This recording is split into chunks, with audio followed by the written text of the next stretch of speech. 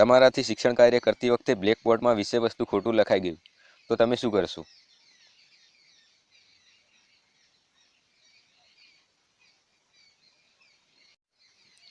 બ્લેકબોર્ડમાં વિદ્યાર્થીઓને ભૂલ શોધવાનું કહીશ. સોટી વાગે ચમચમ, વિદ્યા આવે ધમધમ. આ કહેવત અંગે તમારું શું મંતવ્ય છે?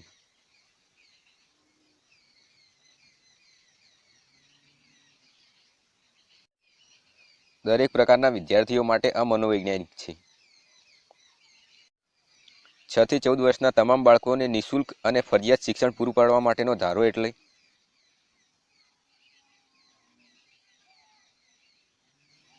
RTE 2009. RTEનું ફૂલ ફોર્મ શું છે એ તમે નીચે કમેન્ટ બોક્સમાં જણાવજો. વિદ્યાર્થીઓમાં સહકારની ભાવનાનો વિકાસ કરવા આપ શું કરશો?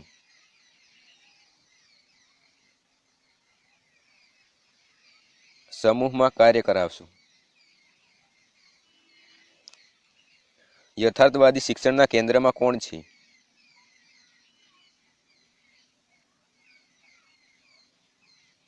વિદ્યાર્થી. વર્ગખંડમાં પોતાના વિચારો પ્રસ્તુત કરતી વખતે શિક્ષક માટે એ ઉચિત રહેશે કે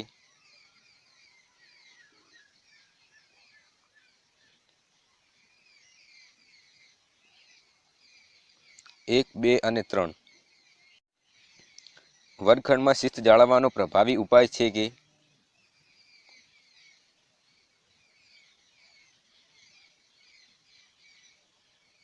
શિક્ષણ કાર્ય રસપ્રદ હશે તો અશિસ્ત આપોઆપ દૂર થઈ જશે. શિક્ષક વિદ્યાર્થીઓમાં સારા મૂલ્યોની સ્થાપના કરી શકે છે કારણ કે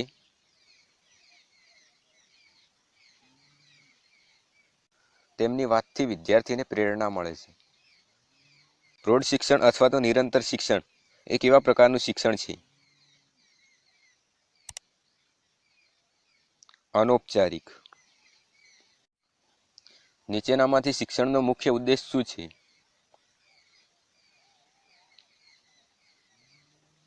વિદ્યાર્થીની ચિંતન શક્તિનો વિકાસ કરવો.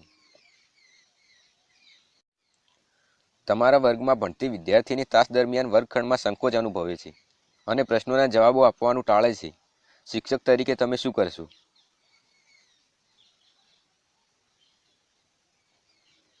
વર્ગમાં ગ્રુપ ચર્ચામાં તથા સહ અભ્યાસિક પ્રવૃત્તિમાં ભાગ લેવા પ્રેરીશ.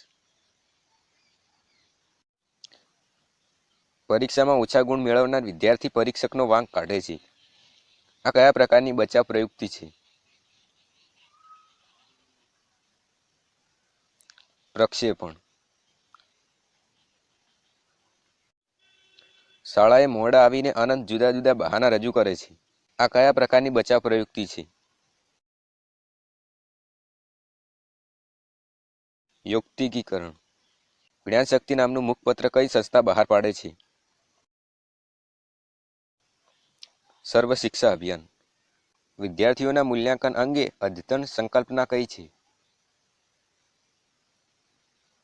સતત અને સર્વગ્રાહી મૂલ્યાંકન. ગણિત શિક્ષણમાં નીચેના પૈકી કઈ બાબત સૌથી વધુ લાગુ પડે છે?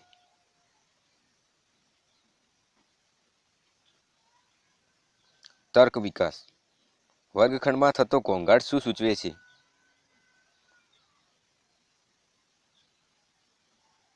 અસરકારક વર્ગ વ્યવહારનો અભાવ. શિક્ષકે વર્ગ વ્યવહારને અસરકારક બનાવવા માટે શું કરવું જોઈએ?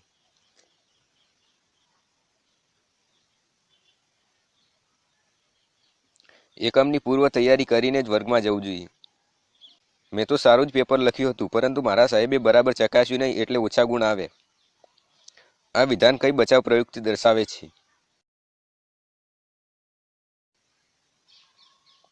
પ્રક્ષેપણ. શિક્ષકની કાર્યક્ષમતાનું સાચું માપ કઈ રીતે જાણી શકાય?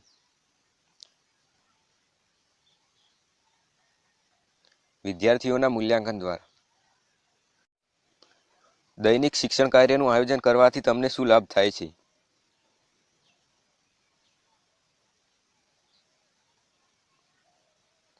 ઉપરના બધા જ.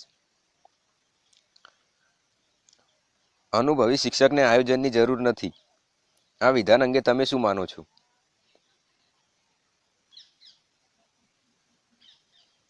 વિધાન ખોટું છે. આયોજનથી થયેલું કાર્ય ઘણું અસરકારક બને છે. વર્ગનો એક વિદ્યાર્થી તમને વારંવાર પ્રશ્નો પૂછે છે. આ વિશે તમારું મંતવ્ય શું છે?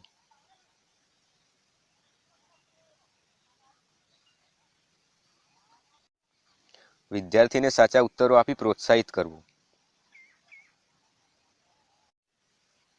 માની લો કે તમે ગણિતના શિક્ષક છો. એક વિદ્યાર્થી તેણે લખેલી કવિતા તમને બતાવે છે. તમે શું કરશો? તેની કવિતા વાંચી તેને પ્રોત્સાહિત કરીશ. કવિતા કોઈ સામાયિકમાં મોકલવા જણાવીશ. તમારા એક વિદ્યાર્થીને જોડણી નબળી છે. તે તમારું માર્ગદર્શન માગે છે. તમે શું કરશો?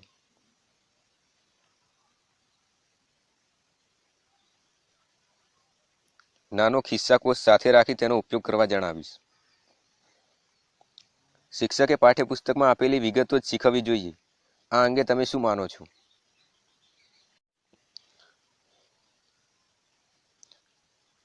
સંદર્ભ પુસ્તકો, સામાયિકો અને ઇન્ટરનેટ દ્વારા મેળવેલું વિશેષ જ્ઞાન પણ ઉમેરી શકાય. તમારી શાળાના એક ઉત્સાહી શિક્ષક કેટલાક એકમો નાટ્યકરણથી શીખવે છે. આ અંગે તમારું શું મંતવ્ય છે? આવા નવા પ્રયોગ બદલ શિક્ષકને અભિનંદન આપી પ્રોત્સાહિત કરીશ. આર્થિક મૂંઝવણોને લીધે તમારી શાળા ચાર્ટ, ચિત્રો, નકશા અને મોડેલ પૂરતી સંખ્યામાં ખરીદી શકતી નથી. તમે શું કરશો? વિદ્યાર્થીઓના સહકારથી ચાર્ટ, ચિત્રો, નકશા કે મોડેલ બનાવી વર્ગમાં તેનો ઉપયોગ કરીશ. પ્રોજેક્ટ પદ્ધતિનો ઉપયોગ કરવાની તમારી શાળાના આચાર્ય ના પાડે છે. તમે શું કરશો? શાળા સમય પહેલા, શાળા સમય પછી અને રજાના દિવસોમાં હું પ્રોજેક્ટ પ્રવૃત્તિ કરીશ એવું સમજાવી આચાર્યને સંમત કરીશ. શાળામાં યોજાતા પ્રવાસ પર્યટનનો મુખ્ય હેતુ શું હોય છે? વિદ્યાર્થીઓને જે તે સ્થળના ઇતિહાસ તેમજ ભૂગોળનું પ્રત્યક્ષ જ્ઞાન મળે. વર્ગમાં વિદ્યાર્થીઓ તમને તમારા વિષયમાં નોટ લખાવવાનો આગ્રહ કરે છે. તમે શું કરશો?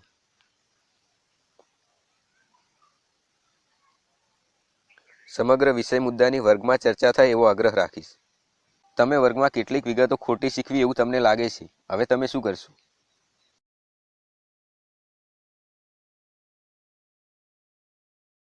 વર્ગમાં દિલગીરી વ્યક્ત કરી ખોટી શીખવેલી વિગતો ફરી સાચી શીખવીશ. વર્ષોના અનુભવ પછી શિક્ષકે વર્ગમાં તૈયારી કરી જવું જરૂરી નથી. આ વિધાન અંગે તમે શું માનો છો? ખોટું છે. પરીક્ષામાં પ્રશ્નપત્રમાં અનાત્મલક્ષી પ્રશ્નો પૂછવાનો ગેરલાભ કયો છે?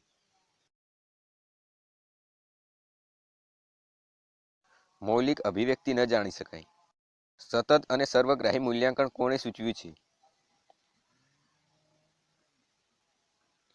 રાષ્ટ્રીય શિક્ષણ નીતિ 1986. શાળામાં કોઈ એક વિષયની પ્રશ્ન બેંક રચવાથી શો લાભ થાય? સારા અજમાવેલા અને વૈવિધ્યપૂર્ણ પ્રશ્નો વડે સમતોલ પ્રશ્નપત્ર કાઢી શકાય. સારા નિબંધ પ્રશ્નો વડે વિદ્યાર્થીઓનું સાચું મૂલ્યાંકન થઈ શકે. આ વિધાન અંગે તમે શું માનો છો? સાચું છે. પ્રશ્નપત્રમાં બધા જ પ્રશ્નો અનાત્મલક્ષી હોવા જોઈએ. આ વિધાન અંગે તમે શું માનો છો? ખોટું છે. તમારા વર્ગમાં જ્ઞાતિ અનુસાર જૂથો છે. આવા જૂથ આવકાર્ય છે?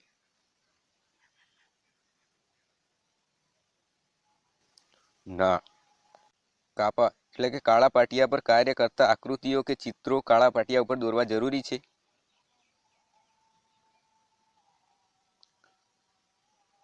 હા, તેથી વિદ્યાર્થીઓની સમજ વધારે સ્પષ્ટ થાય. તમારા વર્ગમાં વિદ્યાર્થીઓ વારંવાર અવાજ કરે છે. તમે શું કરશો?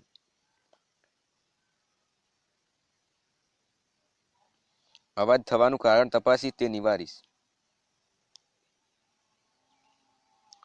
વર્ગમાં એક ઊંચા વિદ્યાર્થીની આંખો નબળી છે. તમે તેને ક્યાં બેસાડશો?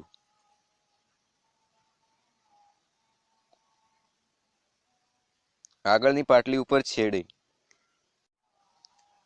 વિદ્યાર્થીઓની ફરિયાદ છે કે તેમને બોર્ડ ઉપર લખેલું દેખાતું નથી. તમે શું પગલાં લેશો? બોર્ડ ઉપર પ્રકાશ આવતો હશે તે બંધ કરીશ.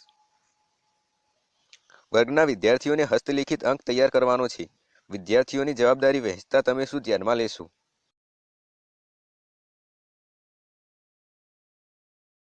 લેખન શક્તિ ધરાવતા, ચિત્રકામ જાણતા, નેતૃત્વ ધરાવતા અને સારા અક્ષરવાળા અમે વિવિધ વિદ્યાર્થીઓને કાર્ય સોંપીશ. શાળા પ્રવાસમાં વિદ્યાર્થી નેતાને તમે કઈ જવાબદારી સોંપશો? વિવિધ કાર્યોમાં સહાયક. યુવક મહોત્સવમાં એક વાલી તેની પુત્રીને ગરબામાં ભાગ લેતી રોકે છે. શિક્ષક તરીકે તમે શું કરશો?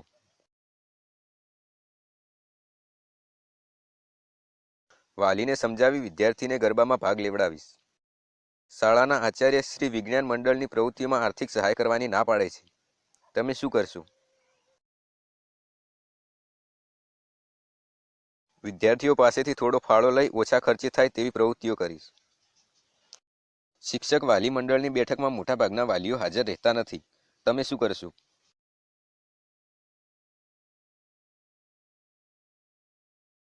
વાલીઓને પત્ર લખી સંમત કરીશ. વિદ્યાર્થીઓ વાલીને હાજર રહેવા વિનંતી કરે એવી વ્યવસ્થા કરીશ. સેવાકાલીન તાલીમ કાર્યક્રમમાં કશું જ ઉપયોગી કાર્ય થતું નથી એવું તમને લાગે છે. તમે શું કરશો?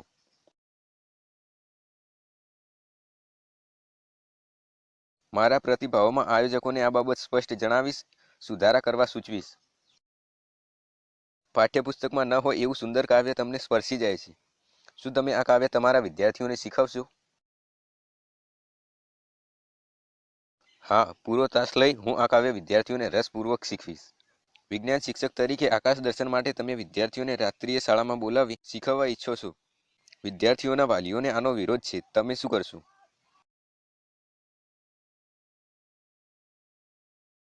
વાલીને પુત્રી સાથે આવવા અને શાળાના આ કાર્યક્રમમાં જોડાવા જણાવી બધા જ વિદ્યાર્થીઓ માટે કાર્યક્રમ રાખીશ. ખુલ્લા પાઠ્યપુસ્તકો સાથે પરીક્ષા. આ વિચાર કેમ ભૂલાઈ ગયું? આ કાર્યક્રમની તલસ્પર્શી સમજના અભાવે આ કાર્યક્રમ પડતો મૂક્યો. મોટાભાગની શાળાઓમાં કોઈ પણ વિષયમાં પ્રોજેક્ટ લેવામાં આવતા નથી. શા માટે? નવ વિચાર અજમાયશ અંગે શિક્ષકોની ઉદાસીનતા. માધ્યમિક શાળાઓમાં વૈજ્ઞાનિક સ્વરૂપનું જાતીય શિક્ષણ આપવું જોઈએ.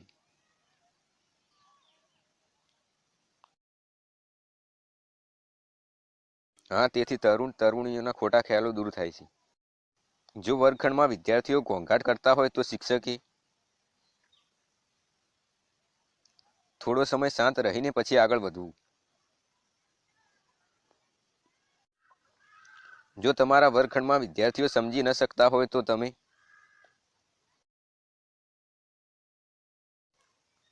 ઉપરના તમામ કાર્યો કરો.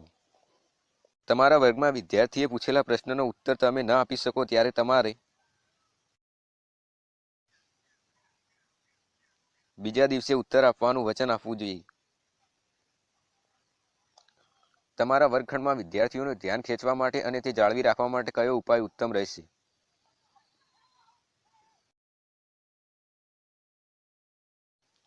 તેમને પ્રવૃત્તિમાં રોકાયેલા રાખવા.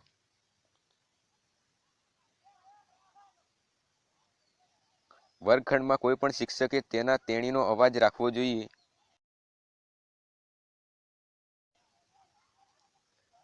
મધ્યમ સ્તરનો સરેરાશ.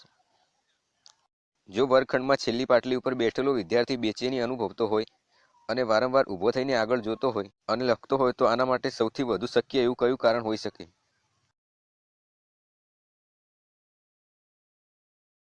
બાળકમાં દ્રષ્ટિદોષ હોઈ શકે. જૂથ શિક્ષણ શું વિકસાવવામાં મદદ કરે છે? સહકારની ભાવના. આપણી પરીક્ષા પદ્ધતિની સુધારણા કરવા માટે ઉત્તમ રસ્તો રહેશે.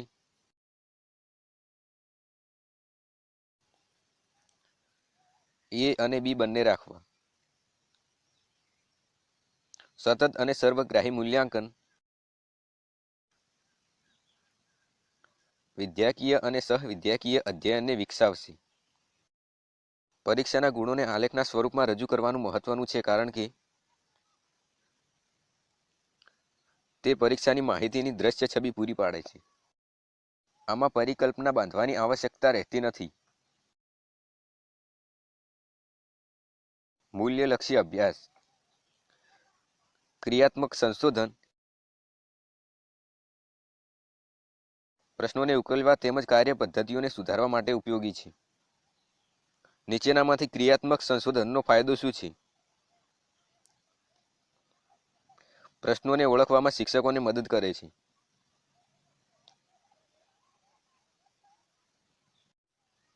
વૈકલ્પિક શાળા શિક્ષણ શાની જરૂરિયાત સંતોષતું નથી? સ્થળાંતરિત બાળકો.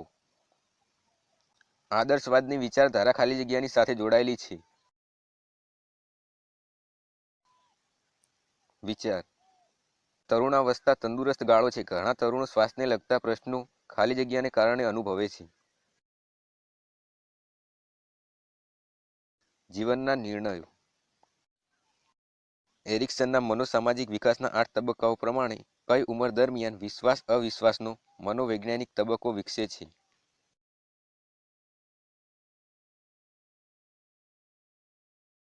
તરુણાવસ્થા. તરુણાવસ્થા શું છે? 11 થી 19 વર્ષ. વિદ્યાર્થીઓની અધ્યયનની મુશ્કેલીઓને દૂર કરી શકાય.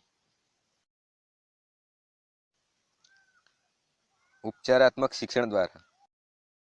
શિક્ષકોના પ્રોત્સાહનનું સ્તર શેના પર આધારિત રાખે છે? વ્યવસાય તરફની પ્રતિબદ્ધતા. જે મા બાપ તેમના બાળકોને સિદ્ધિઓ માટે પ્રોત્સાહિત કરવા માગે છે, તેમને એવી સલાહ છે કે બાળકોના ઉમળકાથી સ્વીકાર કરવો અને પ્રશંસા કરવી. તેઓ સફળ થાય કે નિષ્ફળ થાય તો પણ. વર્ગખંડમાં સિદ્ધિ પ્રાપ્તિનો પ્રોત્સાહન આપવા માટે વિદ્યાર્થીને તેમના સારા ગુણનો શ્રેય કોને આપવા માટે શીખવવું જોઈએ? તેમની સખત મહેનત.